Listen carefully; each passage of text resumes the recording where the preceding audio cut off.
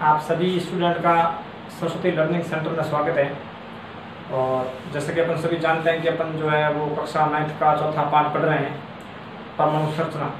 और परमाणु संरचना में अपन ने सभी अपारमाणिक कणों के बारे में पढ़ लिया। उसके बाद में हमने जो मॉडल थे, परमाणु model, Thomson model, Rutherford model और तीसरा मॉडल था बोर मॉडल, उसके बारे में पढ़ लिया। फिर हमने पढ़ा संयोजकता क्या है, उसके बारे में हमने पढ़ लिया। आज अपन इस पाठ के जो है वो लास्ट टॉपिक पढ़ने जा रहे हैं। फिर हमारा जो साइंस का जो है वो रसायन विज्ञान का जो एक तरह से भाग है वो आज समाप्त हो जाएगा। और कल से अपन जो है वो अगले सेशन से अपन एक नए भाग की शुरुआत करेंगे अपन। तो आज अपन पढ़ने जा रहे हैं कुछ बेसिक जानकारी है परमाणु क्रमांक के बारे में, परमाणु भार के बारे में, या परमाणु द्रव्यमान इसको बोलते हैं। जो परमाणु क्रमांक है इसको बोलते हैं एटॉमिक नंबर है। परमाणु भार को अपन बोलते हैं एटॉमिक वेट, और समस्थानिक को बोलते हैं आइसोटोप, ठीक है, और समभारित। तो इस प्रकार इसमें अपन पढ़ेंगे। अब हम शुरुआत करते हैं। सबसे पहले ये परमाणु क्रमांक के बारे में सबसे पहले हम बात करते हैं कि परमाणु क्रमांक क्या होता है और किस प्रकार किसी भी तत्व का परमाणु क्रमांक जो है वो लिखा जाता है। अपन जानते हैं कि जो रदरफोर्ड ने बताया कि परमाणु का जो नाभिक होता है उस नाभिक के अंदर सभी परमाणु का जो धनावेशित भाग है वो केंद्रित होता है, और किसी भी परमाणु में जो उसका धनावेशित भाग है वो प्रोटॉनों के कारण होता है, प्रोटॉन्स की संख्या के कारण होता है। तो किसी भी तत्व का जो परमाणु क्रमांक है वह उसके नाभिक में उपस्थित प्रोटॉनों की संख्या के द्वारा निर्धारित किया जाता है। किसी भी तत्व के नाभिक में, या अपन कहें किसी भी तत्व के परमाणु के नाभिक में कितने प्रोटॉनों की संख्या है वह उस तत्व का परमाणु क्रमांक कहलाता है।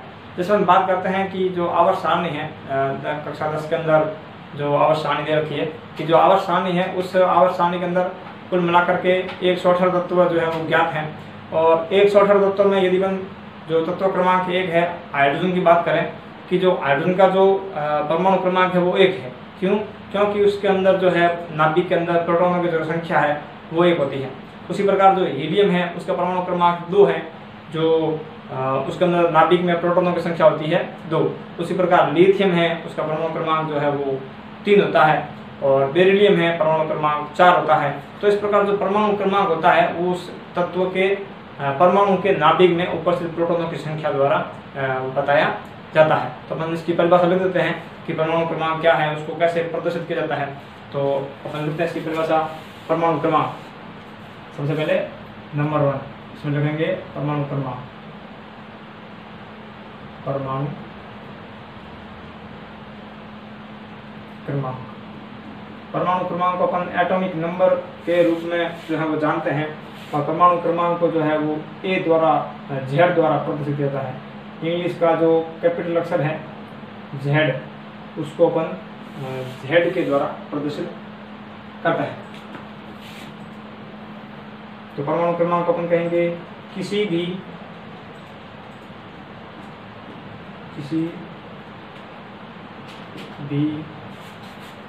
तत्व के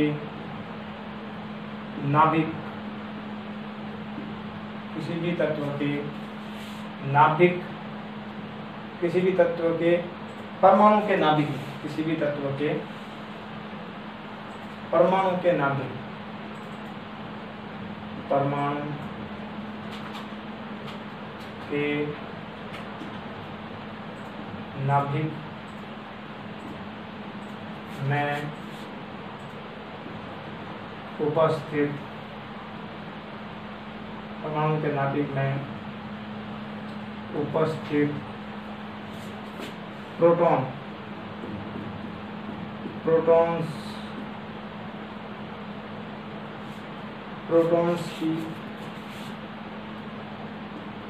प्रोटॉन्स की संख्या को परमाणु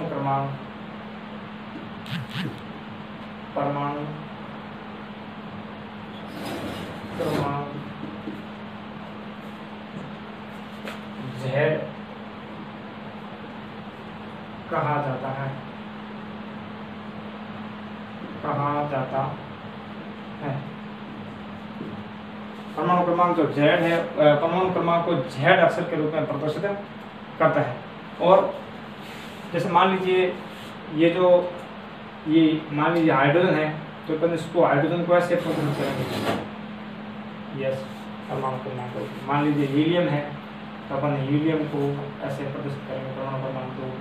लिथियम है, लिथियम को परमाणु क्रमांक 3, ठीक है। उसी प्रकार बेरिलियम है, बेरिलियम को परमाणु क्रमांक 4। इस प्रकार उसको प्रदर्शित किया जाता है। एक जमा तत्व और है यूरेनियम, बात करते हैं। यू परमाणु क्रमांक होता है, बरान होता है, परमाणु भट्टी में ईंधन के रूप में इसको काम में लिया जाता है। फिर नंबर 2 बात करते हैं अपन। नंबर 2 परमाणु भार।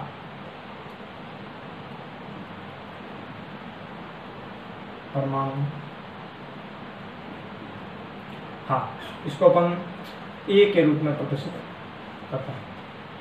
तो परमाणु जो भार होता है, हमने ये भी पढ़ा था अभी इसी पाठ के अंदर कि जो प्रोटॉन की जो खोज करता थे वो गोल्डस्टीन थे, और जो न्यूट्रॉन की खोज करता थे वो जेम्स चैडविक थे। तो जेम्स चैडविक ने यह देखा कि जो नाभिक का जो नाभिक होता है, उस नाभिक के अंदर जो प्रोटॉनों की संख्या है उसके अलावा कुछ ऐसे कण भी होते हैं। उन्होंने ऐसा अनुमान लगाया कि किसी भी परमाणु के अंदर ऐसे कण भी होते हैं जो बिना आवेश के होते हैं, उसके ऊपर आवेश पाया नहीं जाता, और उनका जो द्रव्यमान होता है, उन आवेश रहित कणों का जो द्रव्यमान होता है वो द्रव्यमान भी प्रोटॉनों के द्रव्यमान के लगभग बराबर होता है। तो उन्होंने कहा कि ऐसे आवेश रहित कणों को चूंकि अपन न्यूट्रल कर सकते हैं, इसलिए उनका नाम क्या रख दिया गया, न्यूट्रॉन रख दिया गया।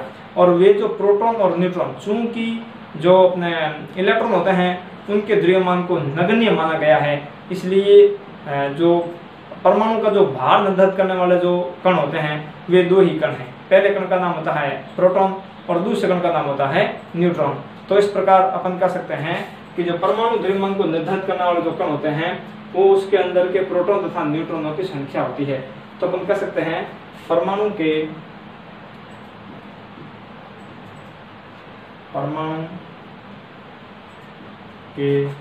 नाभिक, परमाणु के नाभिक में उपस्थित,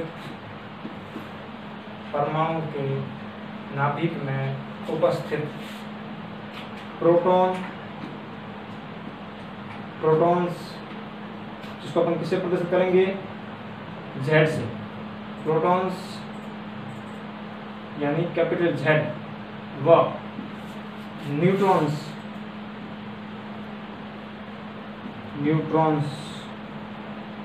को अपन स्मॉल n से प्रदर्शित करते हैं। प्रोटॉन्स व न्यूट्रॉन्स की संख्या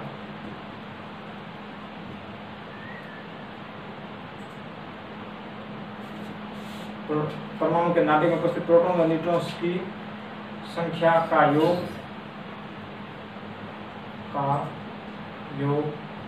परमाणु द्रव्यमान कहलाता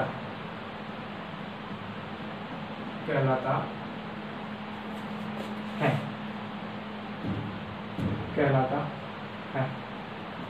अब देखिए यहाँ पर अपन इसको यदि सूत्र के रूप में प्रदर्शित करना चाहें तो अपन कह सकते हैं A बराबर Z प्लस N। मतलब आप समझ गए होंगे कि जो A का मतलब होता है वो A का मतलब होता है परमाणु भार, Z का मतलब होता है प्रोटॉनों की संख्या, N का मतलब होता है न्यूट्रॉनों की संख्या। तो इस प्रकार ये परमाणु द्रव्यमान बन जाता है। जैसे हम बात करते हैं, मान लीजिए जो हीलियम है, उस हीलियम के अंदर जो प्रोटॉन की संख्या है, वो प्रोटॉन की संख्या होती है 2, और जो न्यूट्रॉन की संख्या होती है, न्यूट्रॉन की संख्या चूंकि आवेश इसके ऊपर कुछ नहीं होता, इसको अपन 0 कर सकते हैं। ये न्यूट्रॉन की जो संख्या होती है वो होती है 2।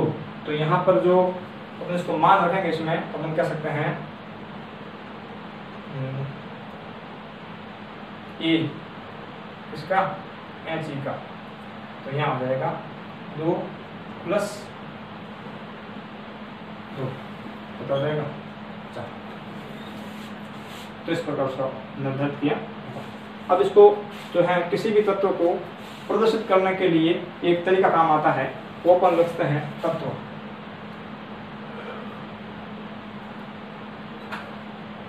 तत्व जिसका प्रतीक होगा, तत्व का क्या ले जाता है, प्रतीक ले जाता है। मान लीजिए कोई तत्व है, उसका अपन ले लिया प्रतीक ले लिया, तो उसके अगली साइड में यहाँ पर अपन लिखते हैं ए, यहाँ पर लिखते हैं अपन Z, और यहाँ पर लिखा जाता है ए। अब इसको अपन कैसे प्रदर्शित करेंगे, अपन इसको प्रदर्शित करते हैं ऐसे। यदि मान लीजिए अपने को हीलिंग का ज्ञात करना है, तो यहाँ पर तत्व का प्रतीक क्या हो जाएगा, He। He के अंदर प्रोटॉन की संख्या कितनी है, 2, ये प्रोटॉन की संख्या कितनी है 2, और न्यूट्रॉन की संख्या कितनी है 2, तो दोनों का योग जो होगा वो यहाँ रखा जाए। और भी दूसरे बहुत सारे तत्व हैं, उनके अपन रख सकते हैं। जैसे हम बात करें यहाँ पर, ये मान लीजिए लिथियम, ये जो लिथियम है परमाणु क्रमांक इसका होता है 3, और इसके अंदर इसका जो परमाणु द्रव्यमान होता है वो 7 होता है, पूर्ण संख्या में बताने से। फिर यहाँ पर यदि अपन इसकी बात करें और दूसरे तत्वों की, तो बात कर सकते हैं कार्बन परमाणु क्रमांक 6, परमाणु द्रव्यमान 12, ऑक्सीजन परमाणु क्रमांक 8, परमाणु द्रव्यमान 16, ठीक है। उसी प्रकार मैग्नीशियम, मैग्नीशियम का जो परमाणु क्रमांक होता है 13, परमाणु द्रव्यमान होता है 27। यहाँ पर यदि बात करें ऑर्गन की, ऑर्गन परमाणु क्रमांक होता है इसका 18, और परमाणु द्रव्यमान होता है इसका 40। ऐसा हम लिख सकते हैं, ठीक है। ये आपने लिख दिया होगा, और फिर इसको मैं रब कर रहा हूँ। अगला और दूसरा टॉपिक शुरू करें, समस्थानिक को समभावित।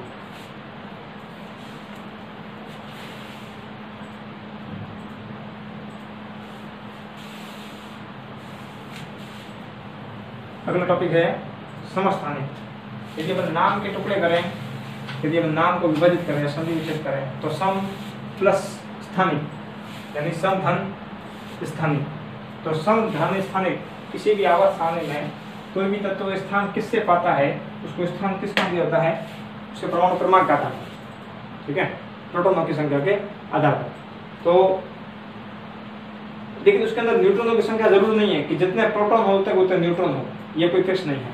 तो कई ऐसे भी तत्व हैं, ऐसे भी तत्वों की खोज हुई लगभग 1800 के आसपास में, 1865 के आसपास में। इस प्रकार एक वैज्ञानिक हुए हैं, और उन्होंने जो है अपनी तरफ से एक आवर्त सारणी प्रदान की, और वो आवर्त सारणी जो है वो मेंडलीफ की आवर्त सारणी थी। और मेंडलीफ को वैसे तत्वों के वर्गीकरण का पितामह कहा जाता है, दादाजी कहा जाता है। उन्होंने सबसे पहले तत्वों को व्यवस्थित करने का एक क्रम दिया, एक आवर्त सारणी बनाई। लेकिन उन्होंने जो आवर्त सारणी बनाई थी वो परमाणु द्रव्यमान के आधार पर बनाई थी, जो अभी हमने पढ़ा। तो उन्होंने जो आवर्त सारणी बनाई वो आवर्त सारणी परमाणु द्रव्यमान के आधार पर थी। लेकिन बाद में कुछ ऐसे तत्वों की खोज हो गई जो जैसे ऑक्सीजन, तो ऑक्सीजन के ऐसे परमाणुओं की भी खोज हो गई जिनका परमाणु द्रव्यमान अलग था लेकिन परमाणु क्रमांक समान था। उसी प्रकार कार्बन के भी ऐसे तत्वों की खोज हुई जिनका परमाणु क्रमांक यानी प्रोटॉनों की संख्या समान थी लेकिन परमाणु द्रव्यमान उसका अलग अलग था। उसी प्रकार नाइट्रोजन की भी कुछ खोज हो गई, तो वो कंफ्यूजन हो गए, यानी ये उनके आवर्त सारणी की कमी है, वो 10वीं में पढ़ोगे आप। तो ये जो है वो कंफ्यूजन हो गए कि भाई ऐसा किस प्रकार होता है। तो अपन इसमें पढ़ रहे हैं कि समस्थानिक क्या होते हैं। तो अपन लिखते हैं परिभाषा में, यहाँ लिखते हैं समस्थानिक।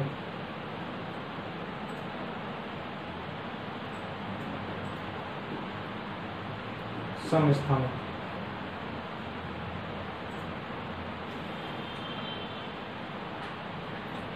अपन कह सकते हैं एक ही तत्व के ऐसे परमाणु, एक ही तत्व के ऐसे परमाणु जिनका परमाणु क्रमांक समान होता है, एक ही तत्व के ऐसे परमाणु जिनका परमाणु क्रमांक समान होता है, लेकिन उसमें अपन कह सकते हैं उसकी द्रव्यमान संख्या अलग अलग होती है, या कह सकते हैं उसमें न्यूट्रॉनों की संख्या अलग अलग, द्रव्यमान संख्या ठीक है। ऐसे एक ही तत्व के ऐसे परमाणु जिनका परमाणु क्रमांक समान होता है लेकिन उनकी द्रव्यमान संख्या अलग अलग होती है, उन्हें समस्थानिक कहा जाता है। तो परिभाषा लिखते हैं अपन, एक ही तत्व के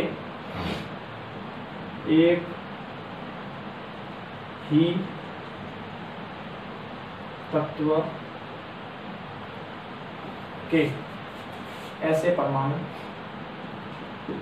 एक ही तत्व के ऐसे परमाणु जिनकी एक ही तत्व के ऐसे परमाणु जिनके नाभिक में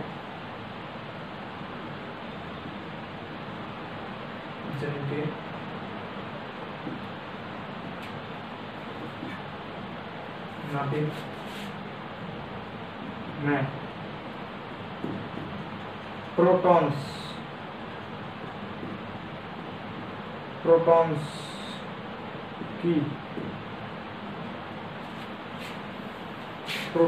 की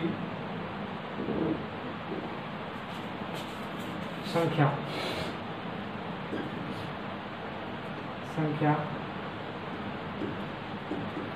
समान होती है,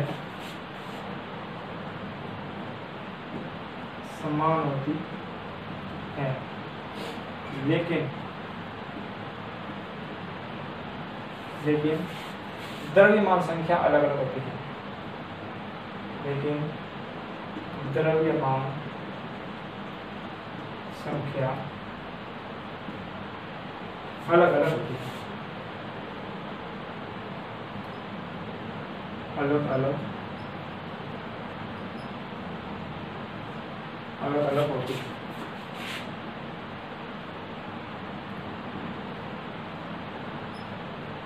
क्या कहलाता है? समस्थानिक कहलाता है।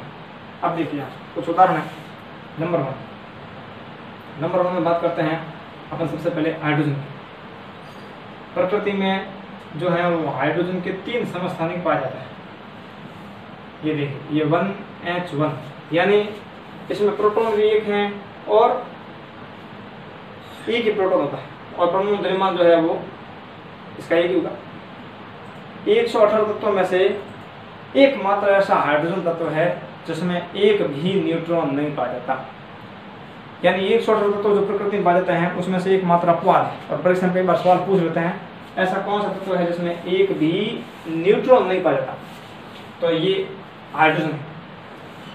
फिर एक हाइड्रोजन और है, इसको प्रोटियम, ड्यूटेरियम, ट्राइटियम कहा जाता है, बुक में नाम लिख रखा है। ये इसका प्रोटॉनों की संख्या 1 है और इसमें इसका परमाणु द्रव्यमान 2 है। यहाँ पर ये कुछ ऐसे मिलते हैं, ये 0.00 में मिलते हैं, बहुत कम मात्रा में मिलते हैं। 99% में ये मिलता है, बाकी बहुत 0.00 में ये मिलते हैं, बहुत कम मिलते हैं। और ये है इसके अंदर जो है वो न्यूट्रॉनों की संख्या कितनी है? 3 है। तो इस प्रकार अपन ऐसा कर सकते हैं, हाइड्रोजन एक मात्र तत्व है जिसके नाभिक में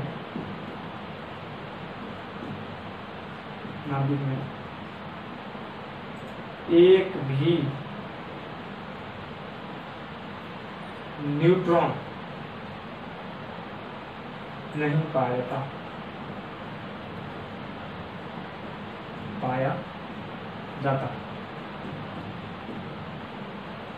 ये अपवाद है। फिर देखो, यहाँ पर हाइड्रोजन है, यहाँ पर इसमें प्रोटॉन सभी में एक एक ही हैं, लेकिन इसमें एक प्रोटॉन है और एक में से 2 में से एक गया, एक न्यूट्रॉन है। यहाँ हाइड्रोजन में एक प्रोटॉन है और 3 में से एक गया, 2 न्यूट्रॉन है। तो इस प्रकार ये सभी हाइड्रोजन के परमाणु हैं, लेकिन इन सभी की द्रव्यमान संख्या अलग अलग है। नंबर 2 की बात करते हैं अपन, कार्बन। परमाणु क्रमांक में जानते हैं 6 होता है। इसमें जो परमाणु द्रव्यमान 12 होता है, एक और कार्बन मिलता है, परमाणु क्रमांक 6 होता है। परमाणु द्रव्यमान 13 होता है, एक और कार्बन मिलता है, परमाणु क्रमांक 6 होता है, परमाणु द्रव्यमान 14 होता है। तीनों कार्बन के परमाणु ही हैं, लेकिन तीनों की द्रव्यमान संख्या अलग अलग है, यानी प्रोटॉन की संख्या समान है, द्रव्यमान संख्या अलग अलग है। अगली बात करते हैं नंबर 4 की। नंबर 4 में आता है अपने नाइट्रोजन। परमाणु क्रमांक 7 होता है, परमाणु द्रव्यमान 14 होता है, लेकिन एक और नाइट्रोजन परमाणु मिलता है प्रकृति में, परमाणु क्रमांक 7 है और परमाणु द्रव्यमान 16 होता है। उसी प्रकार नंबर 5 की बात करें कि ऑक्सीजन होता है, ऑक्सीजन का परमाणु क्रमांक होता है 8, परमाणु द्रव्यमान होता है 16। लेकिन एक और मिलता है प्रकृति में ऑक्सीजन, परमाणु क्रमांक इसका होता है 8, परमाणु द्रव्यमान होता है 32, परमाणु द्रव्यमान होता है 18। तो इस प्रकार के एक ही परमाणु के ऐसे तत्व जिसमें प्रोटॉनों की संख्या समान होती है लेकिन द्रव्यमान संख्या अलग अलग होती है, उन्हें समस्थानिक कहा जाता है। अब समस्थानिकों का उपयोग वेरी इंपॉर्टेंट है, परीक्षा में कई बार सवाल पूछ लेते हैं कि समस्थानिकों के 2 उपयोग लिखो या 3 उपयोग लिखो। तो उपयोग जो है वो अपने को आना जरूरी है। ये है उपयोग।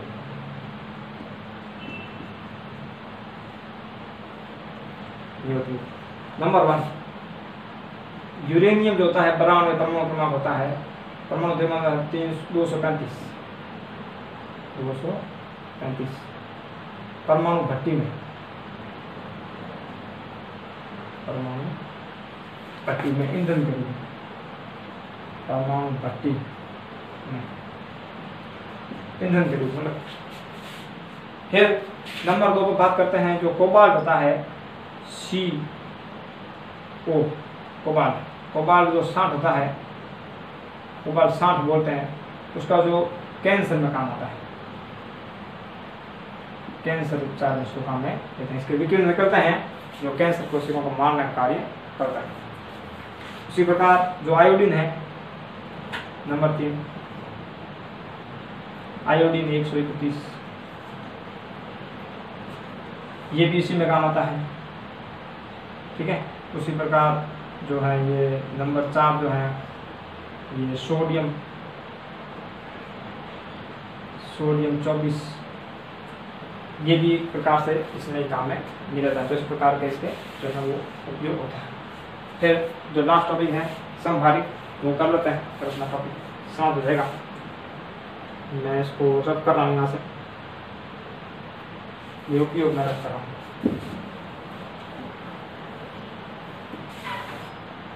हम कहेंगे समभारिक,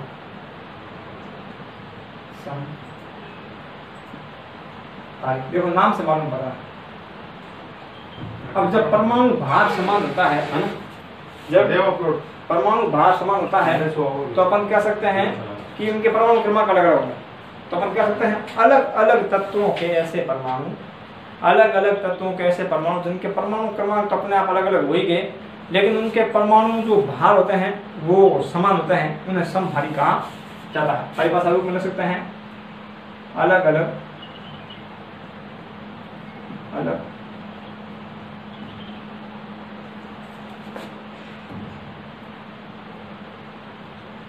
अलग अलग तत्वों के ऐसे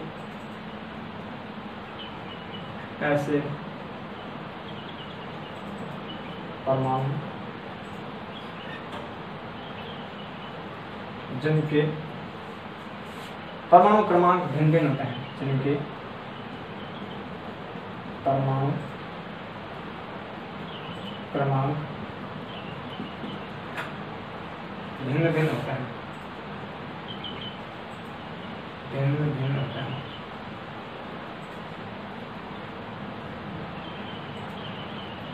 भिन्न भिन्न होते हैं, लेकिन परमाणु द्रव्यमान, लेकिन परमाणु द्रव्यमान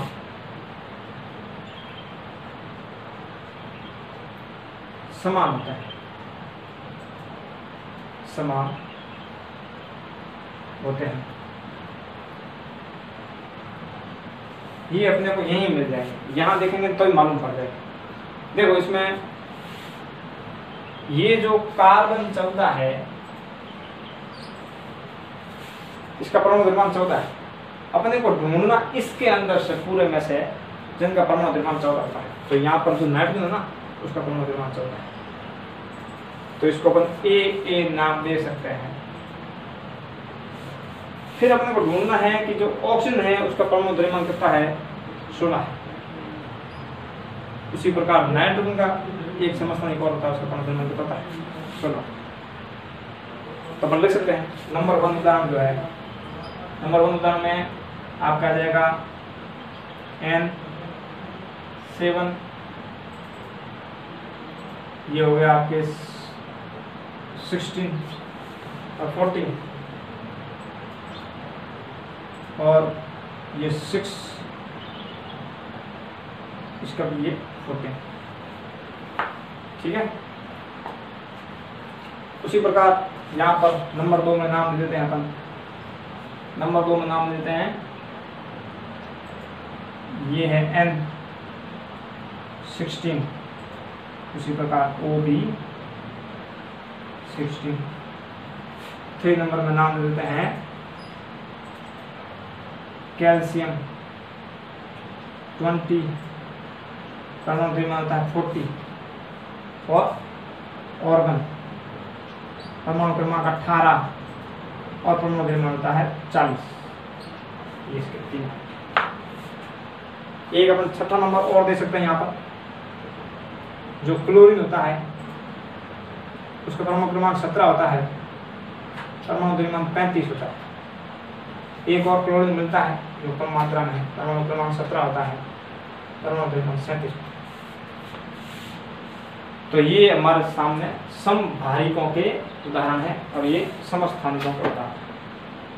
तो अपने जो केमिस्ट्री का जो टॉपिक था, चैप्टर था, वो रसायन विज्ञान का समाप्त हो गया है। अगले सेशन में अपन कोई नए टॉपिक की शुरुआत करेंगे, या तो फिजिक्स का हो सकता है, और या फिर वो बायोलॉजी का 5वें पार्ट से शुरुआत हो सकती है। अपन उसके बारे में अगले सेशन में पढ़ेंगे। आप लगातार रिविजन करते रहिए और अपने को लगातार अपग्रेड करते रहिए। धन्यवाद।